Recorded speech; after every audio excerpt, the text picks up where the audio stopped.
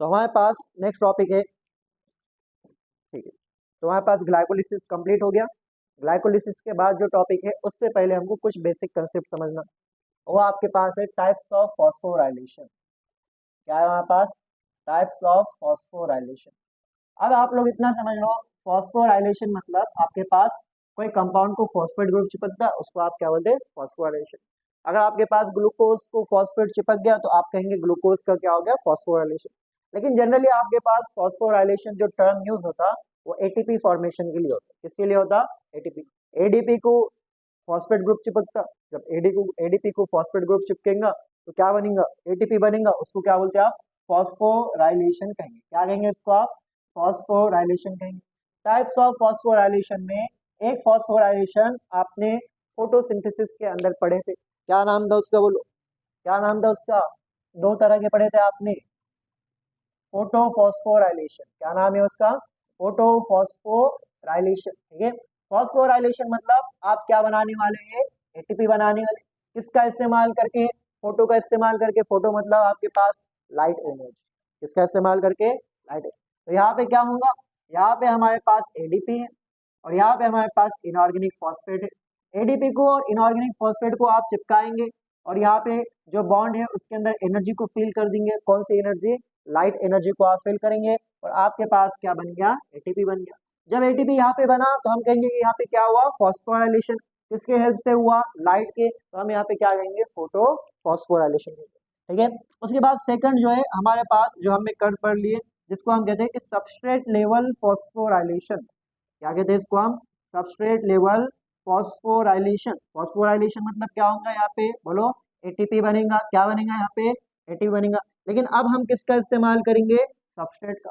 Substrate मतलब क्या? आपके पास रिएक्टेंट। एक रिएक्टेंट आपके पास एक प्रोडक्ट में कन्वर्ट होगा तो रिएक्टेंट को हम क्या कहते हैं? सबस्ट्रेट कहते हैं। फॉर एग्जाम्पल आपके पास ग्लूकोज था, फॉर एग्जाम्पल आपके पास ग्लूकोज था, ग्लूकोज किस में कन्वर्ट हुआ? फ्रुक्टोज में। तो ग्लूकोज यहाँ पे सबस्ट्रेट हो गया, फ्रुक्टोज क्या हो गया? यहाँ पे क्या हो गया? फ्रुक्टोज यहाँ पे प्रोडक्ट हो गया। तो आपके पास क्या रहेगा? आपके पास एक सबस्ट्रेट रहेगा। आपके पास क्या रहेगा? एक सबस्ट्रेट रहेगा। एक सबस्ट्रेट जब आपके पास किस में कन्वर्ट होगा? किस में कन्वर्ट होगा? प्रोडक्ट में। किस में कन्वर्ट होगा? प्रोडक्ट में। जब सबस्ट्रेट प्रोडक्ट में कन्वर्ट होगा और अगर यहाँ पे बॉन्ड टूटा या आपके पास जो है क्या हुआ? एटीपी जो है यहाँ पे बन सकता है।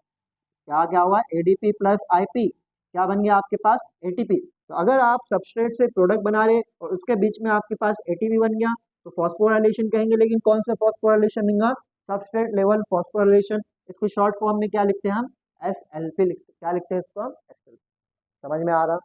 अगर आप सबस्ट्रेट से प्रोडक्ट बना रहे तो बीच में अगर आपके पास एटीपी बन गया तो इसको आप क्या कहते हैं? Substrate level phosphorylation. क्या कहते हैं इसको आप? Substrate level phosphorylation. For example, क्या है हमारे पास? फॉर एग्जाम्पल मान लो हमारे पास क्या है? 1,3 बिस पीजीए। क्या हमारे पास? 1,3 बिस पीजीए। 1,3 बिस पीजीए से हमारे पास क्या बना? 3 पीजीए। और 3 पीजीए के बीच बीच आपके पास क्या बन गया था? एडीपी से क्या बना था आपके पास? एडीपी प्लस इनऑर्गेनिक फॉस्फेट से क्या बना था आपके पास? एटीपी। तो ये जो आपके पास एटीपी बना, ये किसके थ्रू बना? एसएलपी। एग्जाम में आप लोग क्वेश्चन आएगा, ग्लाइकोलिसिस में कितने एसएलपी होते हैं? कितने सबस्ट्रेट लेवल फॉस्फोरिलेशन होते? कितने होते? 4 होते। बराबर है। 2 जो है पीजीएल से होते, एक और 2 और किस दूसरे पीजीएल से होते। बराबर। तो आपके पास कितने होंगे? आप 4। ठीक है। जब आपके पास एटीपी कब बन रहा? जब आप सबस्ट्रेट से प्रोडक्ट बना रहे उसके बीच में एटीपी बनेगा। वो जो आपके पास एटीपी बना उस प्रोसेस का नाम क्या रहेगा? Substrate level phosphorylation. जिस तरह हमने फोटोसिंथेसिस के अंदर पढ़े थे। कहाँ पढ़े थे हमने? फोटोसिंथेसिस के अंदर, कि जब आपके पास लाइट का इस्तेमाल करके आप एटीपी बना रहे थे तो यहाँ पे इसको हम क्या कहेंगे? फोटोफॉस्फोराइलेशन कहेंगे। लास्ट में हमारे पास रहता जिसका नाम रहता ऑक्सीडेटिव फॉस्फोराइलेशन। क्या नाम रहता? Oxidative phosphorylation. क्या नाम रहेगा इसका? बोलो, ऑक्सीडेटिव फॉस्फोराइलेशन। यानी आप जो है एटीपी बनाने वाले। क्या बनाने वाले आप? एटीपी। लेकिन एटीपी आप ऑक्सीडेशन के थ्रू बनाने वाले। ठीक है। इसके बारे में भी हमने आपको बताए थे कि आपके पास जो है एक NADH2, एक NADH2 कितने बनाएगा? एक NADH2 कितने एटीपी बनेगा? 3 एटीपी बनेगा। ठीक है। जब आप NADH2 को एटीपी में कन्वर्ट करेंगे तो इसको क्या कहेंगे आप? Oxidative phosphorylation. इसी तरह आपके पास एक और एक रहता कंपाउंड जिसका नाम रहता है FADH2। FADH2 जो है आपके पास, इसमें कितने एटीपी मिलते हैं आपको? 2 एटीपी। तो जब हम माइटोकॉन्ड्रिया के अंदर NADH2 को 3 ATP में कन्वर्ट करेंगे, उस प्रोसेस का नाम क्या है? Oxidative phosphorylation. कितने टाइप के फॉस्फोरिलेशन है? 3। लाइट का इस्तेमाल करके ATP बनेंगे, फोटोफॉस्फोरिलेशन। सबस्ट्रेट से प्रोडक्ट बना रहे, उसके बीच में ATP बना आपके पास, सबस्ट्रेट लेवल फॉस्फोरिलेशन। जब आप NADH2 और FADH2 से ATP बनेंगे, उसको आप क्या कहेंगे? हमारे पास है types of organism. Next topic कौन से हमारे पास? Types of organism. क्या आप लोगों को जो है एरोब और एनारोब क्या रहता है मालूम? बोलो क्या रहता है? Aerobe and anaerobe. बोलो एरोब का मतलब क्या होता है? राइट, ऐसे ऑर्गेनिज्म जिनको क्या लगता? ऑक्सीजन। एनारोब मतलब क्या? जो ऑक्सीजन नहीं लगता। ठीक है, अब देखो आपके पास दो टर्म्स रहते। आपके पास क्या है? दो टर्म है, इसके बीच में आप लोग समझो। ठीक है, एक टर्म रहता ऑब्लिगेटरी। एक टर्म क्या रहता? ऑब्लिगेटरी। और दूसरा टर्म क्या रहता आपके पास? फैकल्टेटिव। दूसरा टर्म क्या रहता है आपके पास? फैकल्टेटिव। ये दोनों के बीच में मीनिंग समझो आप, बाद में जो है सब आसान है आपके पास। ऑब्लिगेटरी और दूसरा कौन सा है? फैकल्टेटिव। तो ऑब्लिगेटरी या फैकल्टेटिव दोनों इंग्लिश वर्ड है। ठीक है, ऑब्लिगेटरी का मतलब क्या होता है? मैंडेटरी। ठीक है, ऑब्लिगेटरी मतलब क्या है? मैंडेटरी, जो आप लोगों को करना ही पड़ेगा। ठीक है, अब जो है आपके पास कोई भी यहाँ पे चॉइस नहीं है आपके पास, ये चीज़ आपको करना ही पड़ेगा, उसको आप क्या बोलते हैं? ऑब्लिगेटरी करेंगे। तो कोई चीज़ आपके ऊपर मैंडेटरी नहीं है, ठीक है, आप मजबूरी में कर रहे हो, उसको आप क्या बोलते हैं? फैकल्टेटिव। ठीक है, तो अगर हम सिंपल लैंग्वेज में कहा कि ऑब्लिगेटरी मतलब क्या है? जो चीज़ आपके ऊपर क्या है? फर्ज, आपको करना ही पड़ेगा, उसको आप क्या बोलते हैं? ऑब्लिगेटरी। और जो फैकल्टेटिव मतलब क्या रहता? फैकल्टेटिव मतलब क्या रहता? मजबूरी। क्या रहेगा? मजबूरी। समझ में आ रहा तुम लोगों को? ठीक है, अब यहाँ पे हमारे पास पहला ऑर्गेनिज्म है। ठीक है, अब हमारे पास दो कंडीशन। एक ऐसी कंडीशन जहाँ पे ऑक्सीजन क्या है? ऐसी कंडीशन जहाँ पे ऑक्सीजन क्या है? प्रेजेंट। ऑक्सीजन क्या है? प्रेजेंट। और दूसरी ऐसी कंडीशन जहाँ पे ऑक्सीजन क्या है? एब्सेंट है। जहाँ पे ऑक्सीजन क्या है? एब्सेंट है। एक ऐसी कंडीशन जहाँ पे ऑक्सीजन प्रेजेंट है और दूसरी ऐसी कंडीशन जहाँ पे ऑक्सीजन क्या है? एब्सेंट है। अब आपके पास एक ऑर्गेनिज्म है, उस ऑर्गेनिज्म का नाम है ऑब्लिगेटरी एरोब। क्या नाम है? Obligatory aerobe. एक ऐसा ऑर्गेनिज्म है जिसको आपने क्या कहा? Obligatory aerobe. ऑब्लिगेटरी एरोब मतलब ऐसा ऑर्गेनिज्म जो सिर्फ और सिर्फ ऑक्सीजन के प्रेजेंस में जिंदा रहने वाला। अगर यहाँ पे ऑक्सीजन नहीं है तो ये क्या हो जाएगा? मर जाएगा। इसको आप क्या कहेंगे? ऑब्लिगेटरी एरोब कहेंगे। इसके अलावा अगर यहाँ पे ऑक्सीजन प्रेजेंट है तो ये क्या है आपके पास? जिंदा है। इसको आपने क्या कहा? ऑब्लिगेटरी एरोब का। अगर आपने इसके पास से ऑक्सीजन हटा दिए तो ये क्या हो जाएगा आपके पास? ये क्या हो जाएगा आपके पास? डेड हो जाएगा। इसको आप क्या बोलेंगे? ऑब्लिगेटरी एरोब कहेंगे। क्या कहेंगे इसको आप? ऑब्लिगेटरी एरोब कहेंगे। ठीक है, तो आपके पास क्या हो गया? Obligatory aerobe. समझ गए आप लोग? ठीक। इसी तरह जो है आपके पास दूसरा ऑर्गेनिज्म है, उसका नाम है ऑब्लिगेटरी एनारोब। क्या नाम है इसका? ऑब्लिगेटरी एनारोब इसको कहा हमने। ऐसा ऑर्गेनिज्म जो फर्ज है, इसको कहाँ पे रहना फर्ज है? इसको बिना ऑक्सीजन के। अगर जो है ऑक्सीजन वाले कंडीशन में रहा तो ये क्या हो जाएगा? फिर से डेड हो जाएगा। तो इसका नाम है ऑब्लिगेटरी एनारोब। ऐसा ऑर्गेनिज्म जो कौन सी कंडीशन में रहना पसंद करता? एनारोब कंडीशन में। यहाँ पे आपके पास कैसा रहेगा? खुश रहेगा। लेकिन अगर आपने इसके पास ऑक्सीजन रख दिए तो ये क्या हो जाएगा आपके पास? डेड हो जाएगा। ये क्या हो जाएगा आपके पास? डेड हो जाएगा। ठीक है, इसी तरह आपके पास सी रहेगा हमारे पास फैकल्टेटिव। क्या रहेगा आपके पास? फैकल्टेटिव जो है इसका नाम है एरोब। फैकल्टेटिव क्या नाम है इसका? एरोब। ठीक है, अब फैकल्टेटिव का मतलब क्या है? मजबूरी। इसका मतलब ये मजबूरी में क्या है? एरोब है। तो असलियत में क्या है? एनारोब है। ठीक है, ये मजबूरी में जिंदा है। मजबूरी में जिंदा है कहाँ पे? एरोबिक कंडीशन में। मजबूरी में जिंदा है कहाँ पे? एरोबिक कंडीशन में। यहाँ पे जिंदा है ये, लेकिन यहाँ पे ये खुश नहीं है। यहाँ पे खुश है नहीं है। ठीक है, तो आपके पास ये यहाँ पे जिंदा है लेकिन यहाँ पे खुश है नहीं। ये खुश कहाँ पे रहेगा? ये जब यहाँ पे कंडीशन कैसे रहेंगी? ठीक है, इसी तरह जो है आपके पास नेक्स्ट क्या रहेगा? बोलो नेक्स्ट क्या रहेगा आपके पास? फैकल्टेटिव।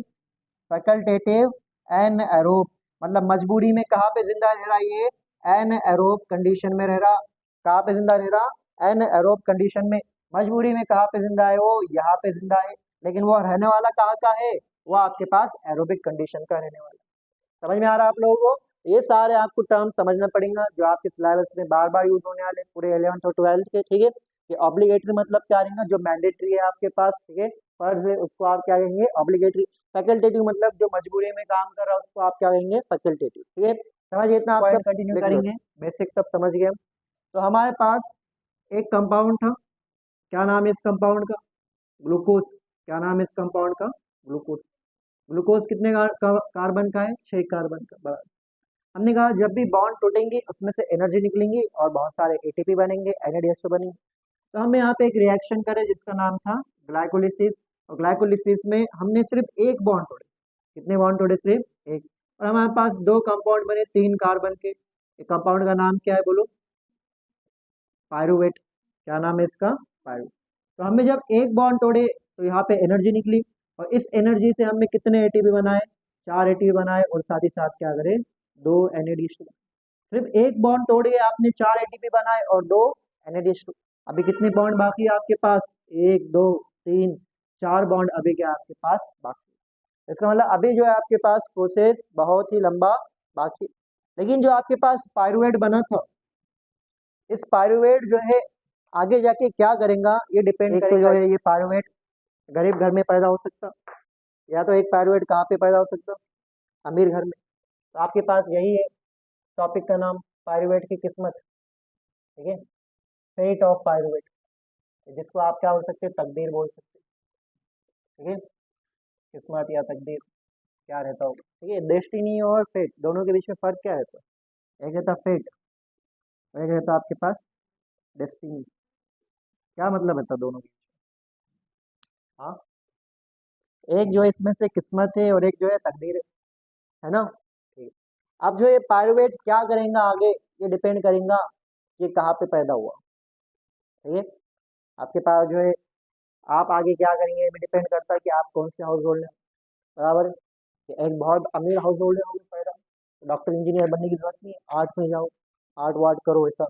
एक जो है बोर्ड के ऊपर एक बनाना चिपका दो, बोलो आर्ट। ठीक है, मालूम ना आप लोगों को कितने मिलियन डॉलर में बिकी थी वो पोर्ट्रेट। क्या था, एक बड़ी सी पोर्ट्रेट थी, बीच में एक सेलो टेप से बनाना चिपका था, आर्ट। ठीक है, अमीर लोग करते थे, उनकी ये प्रोफेशन में थे। लेकिन जो है हम मिडिल क्लास लोग हैं, हम क्या डॉक्टर इंजीनियर बनते, किस्मत के ऊपर है। बराबर है, कभी देखो तुमने कोई बड़े एकदम सेलिब्रिटी का, बिजनेसमैन का बेटा नीट एग्जाम दे रहा, डॉक्टर बन रहा हो, घाटी में एडमिशन लेने का उसको देखा भी तुमने ऐसा। उनकी किस्मत अलग है, एमआईटी में डोनेशन लेके दुनिया के बड़े बड़े यूनिवर्सिटी में जो है चले जाते हैं। अब हमारी किस्मत में नहीं है ऐसा। ये सेम जो है पायरुवेट, पायरुवेट की किस्मत, क्योंकि जो है पायरुवेट सब में बनने वाला है, पायरुवेट सब में बनने वाला है। आपके पास एनाएरोब हो या एरोब हो, यूकैरियोट हो या प्रोकैरियोट है। हमने आप लोगों को कहा कि सब ऑर्गेनिज्म के अंदर उनके साइटोप्लाज्म में एक रिएक्शन होती है, उस रिएक्शन का नाम क्या है, ग्लाइकोलिसिस। तो पायरुवेट तो सब में बनने वाला है। बराबर है ना, कि आपके पास क्या था, आपके पास क्या था, हमारे पास यहाँ पे ग्लूकोज था, हमारे पास क्या था यहाँ पे, ग्लूकोज। हमारे पास क्या था यहाँ पे, ग्लूकोज। क्या था यहाँ पे, ग्लूकोज। कितने कार्बन का है ग्लूकोज, 6 कार्बन का। इस ग्लूकोज जो है आपके पास 6 कार्बन का है, इसको लास्ट में हमने कन्वर्ट करे किसके अंदर, पायरुवेट में। किसमें कन्वर्ट करें, पायरुवेट में। जब पायरुवेट में हमने इसको कन्वर्ट करे तो हमको क्या मिला, 2 एटीपी मिले, और साथ ही साथ क्या मिले, 2 एनएडीएच2 मिले। क्या मिले, 2 एनएडीएच2। और इस रिएक्शन को हमने क्या नाम दिए थे, इसको हमने नाम दिए थे ग्लाइकोलिसिस। क्या नाम दिए थे इसको हमने, ग्लाइकोलिसिस। ग्लाइकोलिसिस को कौन सा ब्रेकडाउन कहा था हमने, पार्शियल ब्रेकडाउन कहा था, या इसको हमने क्या कहा था, पार्शियल ऑक्सीडेशन कहा था। क्या कहा था इसको हमने, पार्शियल ऑक्सीडेशन कहा। बराबर है।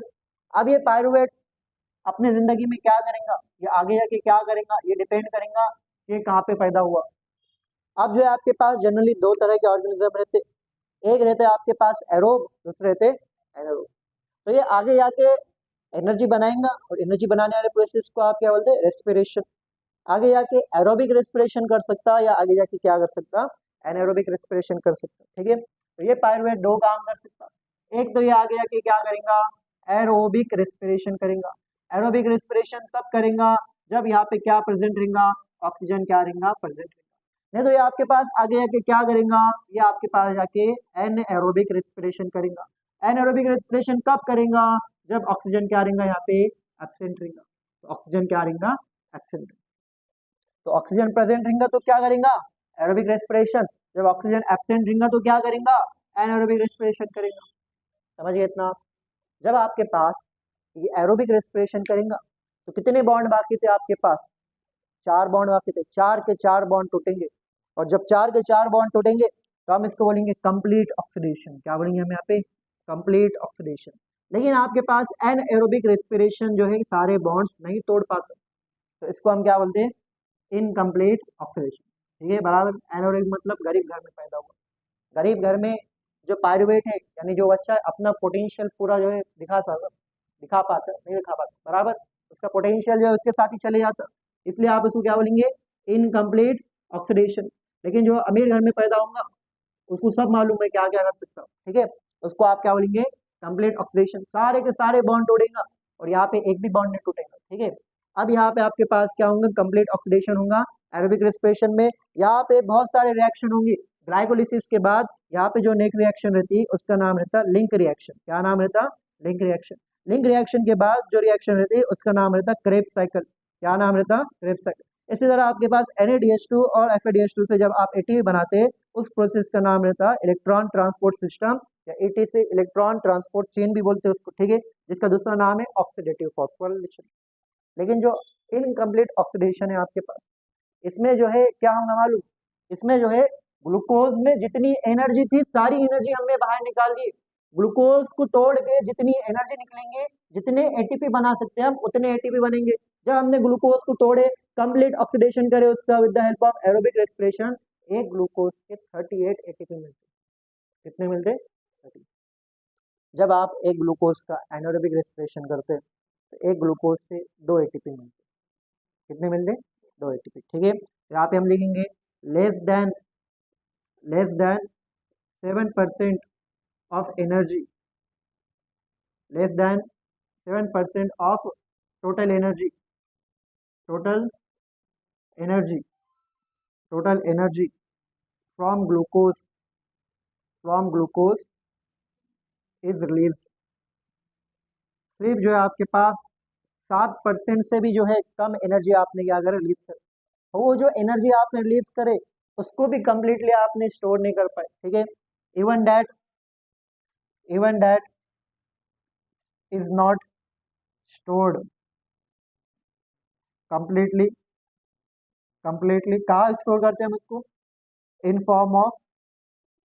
Form of high energy. किसके फॉर्म में करते हैं बोलो, राइट, ATP। लेकिन क्या बनाते हैं ATP के अंदर, high energy bonds, high energy bonds, ठीक है। तो इतना आप लोगों ने याद रखना कि ग्लूकोज से पायरुवेट बनेगा, पायरुवेट एरोबिक रेस्पिरेशन करेगा जिसको हम कहेंगे कंप्लीट ऑक्सीडेशन। पायरुवेट से आप जो है एनारोबिक रेस्पिरेशन भी करा सकते हैं without the presence of oxygen, और in the absence of oxygen इसको हम इनकम्प्लीट ऑक्सीडेशन कहेंगे। यहाँ पे ग्लूकोज में 100% एनर्जी रहती है और लेस देन 7% रिलीज होती है, और ये जो 7% एनर्जी रिलीज हुई इसको भी आप कंप्लीटली स्टोर नहीं कर पाते ATP के फॉर्म में। समझ में आ रहा है आप लोग, ठीक है, लिख लो इसको आप लोग, ठीक है। तो देखो हमने लास्ट क्लास में देखें कि जो पायरुवेट है इसके पास अब दो जो है क्या है, इसके पास दो डेस्टिनी है, दो फेट है। एक तो जो है आपके पास ये कहा जाएगा, ये आपके पास जाएगा एरोबिक रेस्पिरेशन में, और दूसरा जो है आपके पास कहा जा सकता, बोलो कहा जा सकता एन एरोबिक रेस्पिरेशन, ठीक है। जब ऑक्सीजन प्रेजेंट रहेगा तो एरोबिक रेस्पिरेशन करेगा, जब ऑक्सीजन एब्सेंट रहेगा तो क्या करेगा, एन एरोबिक रेस्पिरेशन करेगा, ठीक है। तो अब हम जो है पहले कौन सा देखेंगे, एन एरोबिक रेस्पिरेशन देखेंगे, ये छोटा सा पार्ट है। उसके बाद किसको देखेंगे हम, एरोबिक रेस्पिरेशन, ठीक है। तो पायरुवेट मान लो कि ऐसे आपके पास सेल बना जिस सेल के अंदर ऑक्सीजन की क्या है यहाँ पे लिमिट, ठीक है। अब यहाँ पे देखो हमारे पास जो टॉपिक है, टॉपिक का नाम क्या है, एन एरोबिक रेस्पिरेशन। क्या रहने आ रहा है यहाँ पे, एन एरोबिक रेस्पिरेशन, जिसको और क्या नाम दिए थे हमने बोलो, इनकम्प्लीट ऑक्सीडेशन। क्योंकि यहाँ पे सारे बॉन्ड्स ग्लूकोज के नहीं टूटते, जब ग्लूकोज के सारे बॉन्ड टूटेंगे रेस्पिरेशन में एनर्जी बनाने वाले प्रोसेस में, उसको आप क्या कहेंगे, कंप्लीट ऑक्सीडेशन। यहाँ पे नहीं टूटेंगे, ठीक है। अब यहाँ पे देखो आपके पास हुआ क्या, हुआ ये है कि हमारे पास ग्लूकोज था, हुआ ये है कि हमारे पास क्या था, ग्लूकोज था। ग्लूकोज का हमने ब्रेक डाउन करे और हमारे पास क्या बना, पायरुवेट बना। क्या बना यहाँ पे, पायरुवेट। कितने पायरुवेट बने यहाँ पे, 2 पायरुवेट बने, और साथ ही साथ हमको 2 ATP मिले, और साथ ही साथ हमको क्या मिले, 2 NaDH2 मिले। क्या मिले, 2 NaDH2। ये जो रिएक्शन था इस रिएक्शन को हमने क्या नाम दिए, ग्लाइकोलिसिस नाम दिए। क्या नाम दिए इसको हमें, ग्लाइकोलिसिस। इसको हम ईएमपी पाथवे भी कह सकते हैं। अब यहाँ पे पायरुवेट जो है आपके पास एनारोबिक रेस्पिरेशन करने वाला है, इसका मतलब जो है आपके पास यहाँ पे ऑक्सीजन क्या रहेंगे, ऑक्सीजन की कमी रहने वाली। अब जो एनारोबिक रेस्पिरेशन दो टाइप के रहते, एनारोबिक रेस्पिरेशन कितने टाइप के रहते हैं, दो टाइप। इसमें से एक एनारोबिक रेस्पिरेशन आपने पढ़े हुआ है, उसका नाम है लैक्टिक एसिड फर्मेंटेशन। क्या नाम है इसका, lactic acid fermentation. Lactic acid fermentation याद है आप लोगों को, हमने कहीं तो भी पढ़े थे, हमारे पास लैक्टिक एसिड बनता कहीं तो भी, कहाँ पढ़े थे, राइट, मसल के सेल में। जब मसल के सेल में ऑक्सीजन नहीं रहेगा या ऑक्सीजन कम हो जाएगा तो आपके पास क्या होगा, लैक्टिक एसिड। और दूसरा आपके पास रहेगा अल्कोहल फर्मेंटेशन। क्या रहेगा, अल्कोहल, ठीक है, अल्कोहल फर्मेंटेशन। क्या रहने वाला है, अल्कोहल फर्मेंटेशन जो है आपके पास है। नेक्स्ट क्या आपके पास, अल्कोहल फर्मेंटेशन, ठीक है। अब पायरुवेट एक तो आपके पास अल्कोहल फर्मेंटेशन करता, दूसरा आपके पास क्या करेगा, लैक्टिक एसिड फर्मेंटेशन करेगा। अब यहाँ पे अल्कोहल फर्मेंटेशन कब होगा, जब यहाँ पे एब्सेंस ऑफ ऑक्सीजन रहेगा। क्या होगा, एब्सेंस ऑफ ऑक्सीजन। देखो आप यहाँ पे एक बात याद रखना, कुछ बच्चे ऐसे गड़बड़ करते, यहाँ पे दो पायरुवेट है, एक पायरुवेट लैक्टिक एसिड फर्मेंटेशन करेगा, दूसरा पायरुवेट अल्कोहल फर्मेंटेशन करेगा, ऐसा है नहीं। एक तो आपके पास पायरुवेट ये करेगा, नहीं तो पायरुवेट क्या करेगा, वो करेगा, दोनों ये करेंगे दोनों वो करेंगे, ऐसा है वो, ठीक है। इसमें आपने ये गड़बड़ नहीं करना है।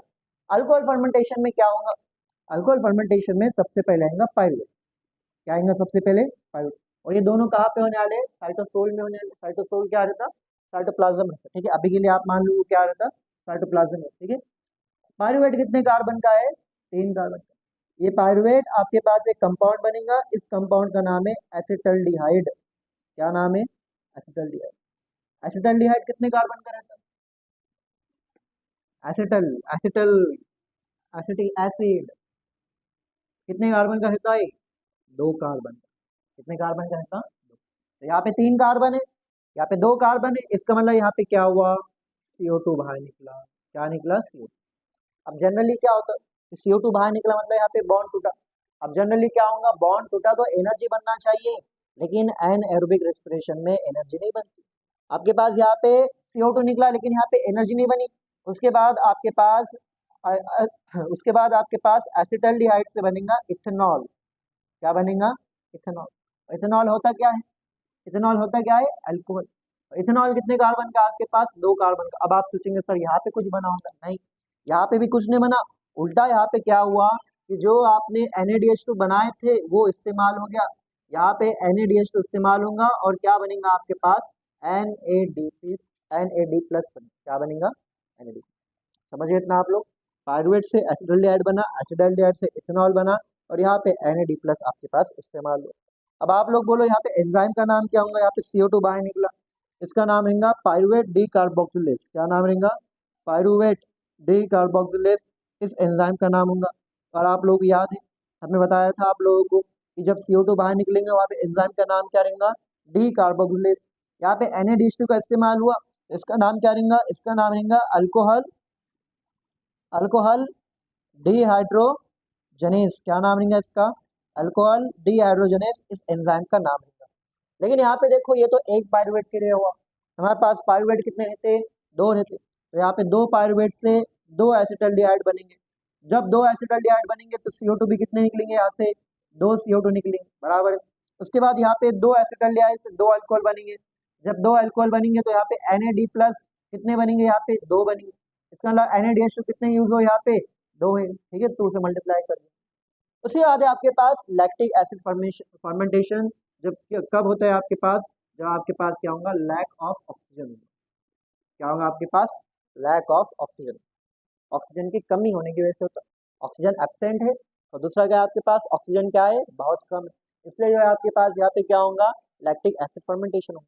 कि हम एक्सरसाइज कर रहे थे, एक्सरसाइज कर रहे थे और हमारे जो पास है मसल, मसल को एनर्जी की रिक्वायरमेंट है, मसल की एनर्जी की रिक्वायरमेंट बहुत बढ़ गई, जितना उसको ऑक्सीजन चाहिए उतना ऑक्सीजन नहीं मिला, तो एनर्जी जो है इसकी रिक्वायरमेंट कंप्लीट करने के लिए आपकी बॉडी क्या कर रही थी, लैक्टिक एसिड फर्मेंटेशन कर रही थी, जिसकी वजह से मसल के अंदर क्या अक्यूमुलेट हो रहा था, लैक्टिक एसिड अक्यूमुलेट हो रहा था, उसी को हमें क्या बोलते थे, फैटिक बोलते थे। याद आ रहा आप लोगों को, ठीक है। लैक ऑफ ऑक्सीजन की वजह से यहाँ पे क्या होगा, लैक्टिक एसिड फर्मेंटेशन होगा। क्या होगा, लैक्टिक एसिड फर्मेंटेशन होगा। अब यहाँ पे होता क्या, बड़ा आसान है, पायरुवेट लिखो आप। क्या लिखो, पायरुवेट लिखो। ठीक है, क्या लिखना है यहाँ पे, पायरुवेट लिखना है। तो यहाँ पे हम लिखेंगे क्या, पायरुवेट। कितने कार्बन का है पायरुवेट, कितने कार्बन का है, 3 कार्बन का। तो पायरुवेट से डायरेक्टली क्या बना लो आप, लैक्टिक एसिड। पायरुवेट से डायरेक्टली क्या बना लो, लैक्टिक एसिड। कंप्लीट हो गया आपका लैक्टिक एसिड फर्मेंटेशन। लेकिन जब पायरुवेट से आप लैक्टिक एसिड बनाएंगे तो यहाँ पे आपके पास क्या इस्तेमाल होगा, एक NaDH2 इस्तेमाल होगा और क्या बनेगा आपके पास, NAD+ बनेगा। लेकिन यहाँ पे पायरुवेट तो 2 है, तो 2 पायरुवेट, 2 पायरुवेट से 2 लैक्टिक एसिड बनेंगे और फिर यहाँ पे 2 क्या होंगे आपके पास, NaDH2 यूज होंगे और 2 क्या बनेंगे आपके पास, NAD। अब आप लोग बताओ एंजाइम का नाम क्या रहेगा यहाँ पे,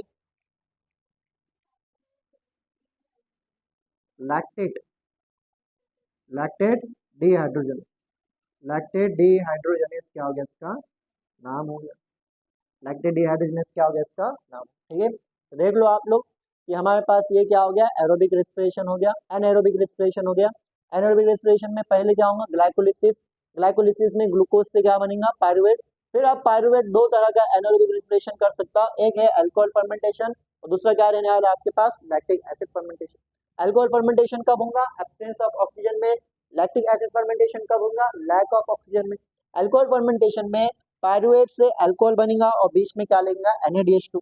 बीच में क्या लगेगा, NaDH2 लगेगा। ठीक है, और जो है आपके पास एक पायरुवेट के लिए एक NaDH2 लगेगा और 2 पायरुवेट के लिए कितने लगेंगे, 2। बीच में जो है साथ ही साथ CO2 निकलेगा, एक पायरुवेट से, 2 पायरुवेट से कितने CO2 निकलेंगे, 2 CO2 निकलेंगे। यहाँ पे एंजाइम का नाम लिखे। अब ये होता कहाँ पे, एग्जाम्पल क्या होंगे इसके, हम ये देखेंगे। उससे पहले आप इसके एनारोबिक रेस्पिरेशन के, एक तो अल्कोहल फर्मेंटेशन होगा और दूसरा लैक्टिक एसिड फर्मेंटेशन। लेकिन अगर आपने यहाँ पे ध्यान दिए, अगर आपने यहाँ पे ध्यान दिए तो एक क्वेश्चन आ रहा होगा आप लोग दिमाग में, ये चाहे आपके पास एनएरोबिक रेस्पिरेशन हो जिसमें आपके पास अल्कोहल फर्मेंटेशन है, चाहे वो आपके पास लैक्टिक एसिड फर्मेंटेशन हो, दोनों जो रिएक्शन है क्या इसके अंदर कुछ एनर्जी बन रही है, बोलो आप लोग। कुछ इसमें ATP बना, नहीं बना। क्या कुछ में NaDH2 बना, नहीं बना। उल्टा यहाँ पे क्या हुआ, NaDH2 का क्या हुआ, इस्तेमाल हुआ। जो NaDH2 आपने यहाँ पे बनाए थे, 2 NaDH2, ये 2 के 2 NaDH2 कहाँ पे इस्तेमाल हो गया आपके पास, यहाँ पे हो गया। ये जो NaDH2 आपने यहाँ पे बनाए थे, ये 2 के 2 NaDH2 कहाँ पे इस्तेमाल हो गए, यहाँ पे हो गए। अगर आपने क्या करे, लैक्टिक एसिड फर्मेंटेशन। तो ये आपके पास ऐसे रिएक्शन है जिसमें एनर्जी तो नहीं मिल रही है आपके पास, लेकिन उल्टा एनर्जी खर्च हो रही है। तो आप लोगों के दिमाग में एक क्वेश्चन आया होगा, इससे बेटर ये है कि यहाँ पे जो सेल है वो ये करे ही ना, अल्कोहल फर्मेंटेशन और लैक्टिक एसिड फर्मेंटेशन, सिर्फ ग्लाइकोलिसिस में खुश रहे तो उसके 2 NaDH2 क्या हो जाएंगे, बच जाएंगे। बराबर है। तो ये आपके पास ग्लाइकोलिसिस करने के बावजूद अल्कोहल फर्मेंटेशन और लैक्टिक एसिड फर्मेंटेशन क्यों कर रहे हैं, क्या रीजन है इसकी, क्या मजबूरी है कि ऐसे रिएक्शन कर रहा है जिसमें इसको कुछ मिल नहीं रहा है, उल्टा इसका जो है एनर्जी खर्च हो रही है, क्यों कर रहा है। क्योंकि जो सेल है, इस सेल को मालूम है मेरे पास एक ही रिएक्शन है एनर्जी बनाने की, वो कौन सी है, ग्लाइकोलिसिस है। ये सेल बनाएंगे, ये सेल चाहेगा कि ग्लाइकोलिसिस यहाँ पे कंटिन्यू रहे। ग्लाइकोलिसिस कंटिन्यू रहेगा तो ATP भी मिलेगा और NaDH2 भी जो है मिलते रहेंगे। ठीक है, बराबर है। लेकिन यहाँ पे शर्त ये है कि NaDH2 बनाने के लिए आपको किसकी जरूरत है, NAD+ की जरूरत है। और जो सेल रहता, सेल के अंदर NAD+ जो रहता एक फाइनाइट नंबर रहता। मान लो कि सेल के पास 100 NAD+, कितने, 100 NAD+।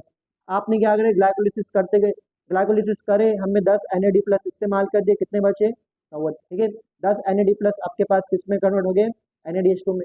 अब हमारे पास 90 NAD+ बचे, उसके बाद 80, उसके बाद 70, उसके बाद 10, लास्ट में आपके पास सारे NAD+ खत्म हो जाएंगे क्योंकि सारे NAD+ किस में कन्वर्ट हो गए, NADH2 में।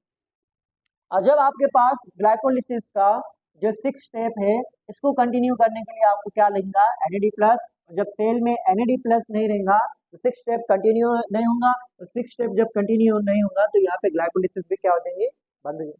तो ग्लाइकोलिसिस को चालू रखने के लिए यहाँ पे हम क्या बनाते रहते, देख रहा तुम्हारे को, NAD+, क्या बना रहे हैं यहाँ पे, NAD, ताकि ये रिएक्शन में NAD+ चलते बनते रहे और NAD प्लस यहाँ पे जाएगा और ग्लाइकोलिसिस आपके पास चलते रहेंगे, तो कम से कम हमको कुछ तो मिलेगा, क्या मिलेगा, कुछ तो 2 ATP। याद है हमने आप लोगों को बताया था एनएरोबिक रेस्पिरेशन में कितने ATP बनते हैं, 2 ATP। वो 2 ATP कहाँ से मिलते हैं, सिर्फ और सिर्फ ग्लाइकोलिसिस से मिलते हैं। याद देंगे आप लोग, ठीक है। अब जो है आपके पास यहाँ पे एग्जाम्पल में क्या होगा, ठीक है। अब अल्कोहल फर्मेंटेशन में इसके नीचे, ठीक है, इसके नीचे हम एग्जाम्पल में क्या लिखेंगे, ठीक है। तो आपके पास जो है एग्जाम्पल में यहाँ पे याद रखना आपने, अल्कोहल फर्मेंटेशन किसी को मालूम, अल्कोहल बनाने के लिए किसका इस्तेमाल होता है, मालूम किसी को, वही ऑर्गेनिज्म का इस्तेमाल होता जो आपके पास ब्रेड बनाने के लिए इस्तेमाल करते हैं, यीस्ट, ठीक है। किसका इस्तेमाल होगा यहाँ पे, यीस्ट। इसका एग्जाम्पल आप लोगों को मालूम, अभी आप लोगों ने कहा था, क्या नाम है इसका, स्केलेटल मसल, क्या नाम है इसका, स्केलेटल मसल।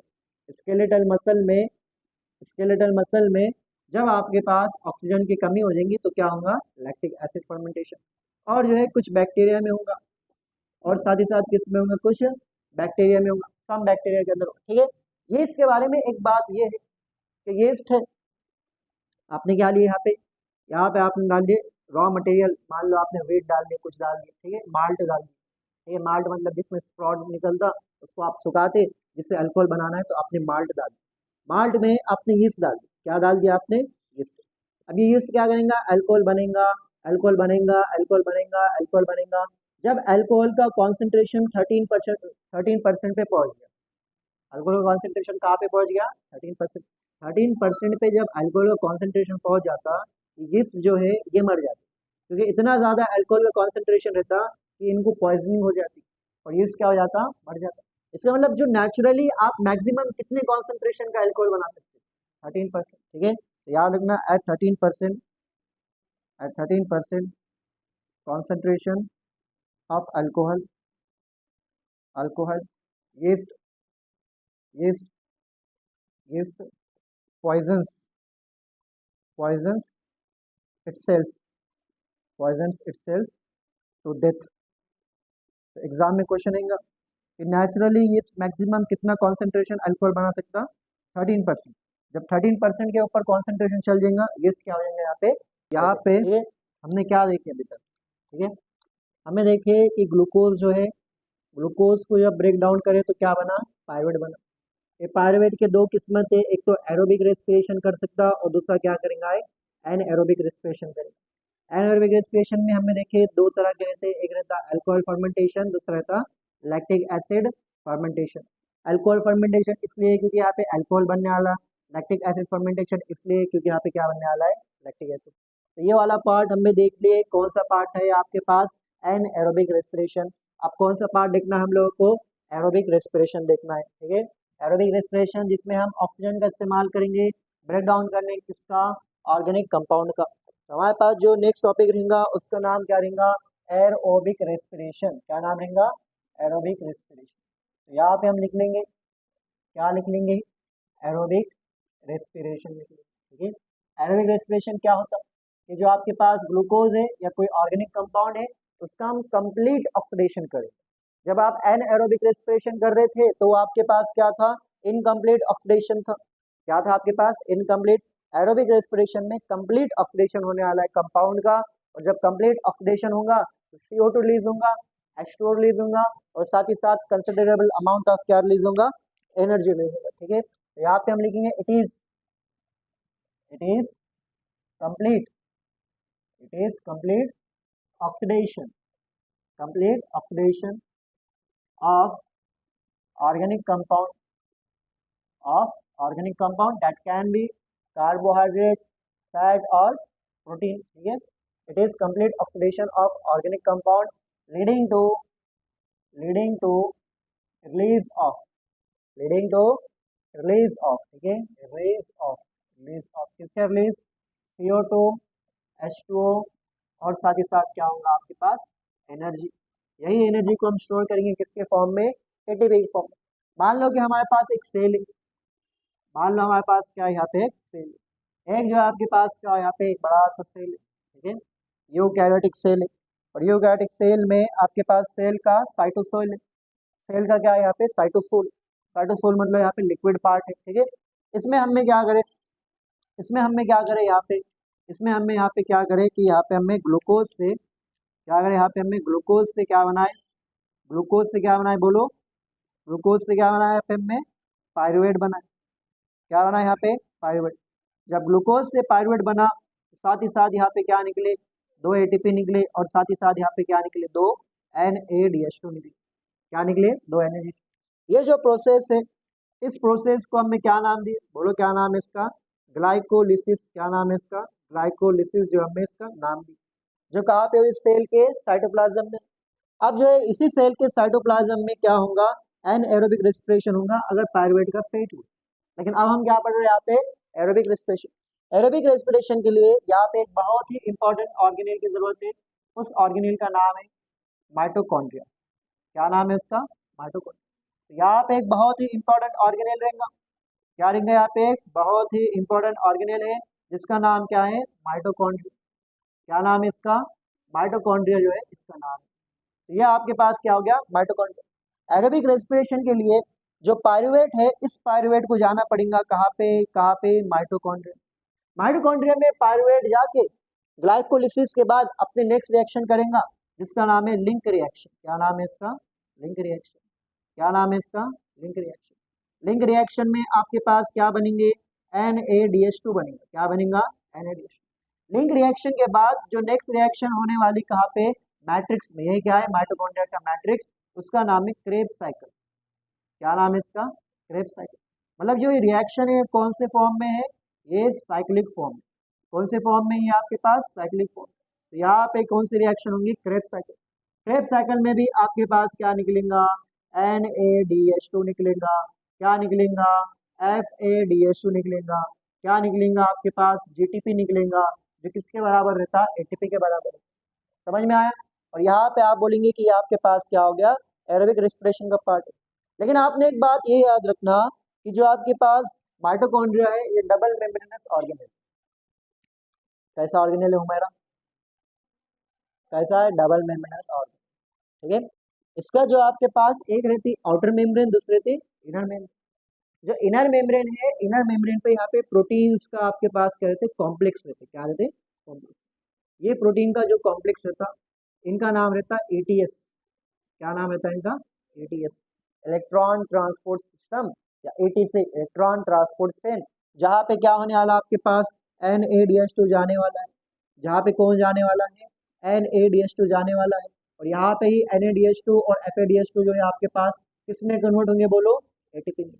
याद है हमने आप लोग कहा था NADH2 एक चेक है।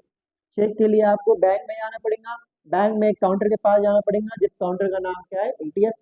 इस काउंटर पे आपके पास एक NADH2 से 3 ATP मिलेंगे आपको, एक FADH2 से 2 ATP मिलेंगे। और ये आपके पास ओवरव्यू रहने वाला है किसका, एरोबिक रेस्पिरेशन का। तो हमने ग्लाइकोलिसिस पढ़े, इसके बाद अब नेक्स्ट रिएक्शन कौन सा पढ़ेंगे हम, लिंक रिएक्शन। उसके बाद क्रेब्स साइकिल पढ़ेंगे, उसके बाद ETS पढ़ेंगे, उसके बाद आपका चैप्टर क्या हो जाएगा, खत्म हो जाएगा।